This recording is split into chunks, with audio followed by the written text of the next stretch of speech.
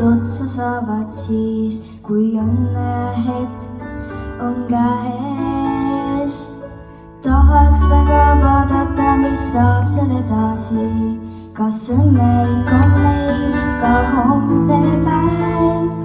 Leida võime uinasjutust mitu teradõtt.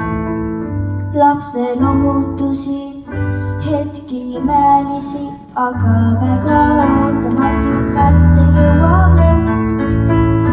Tahaks muinasjuttu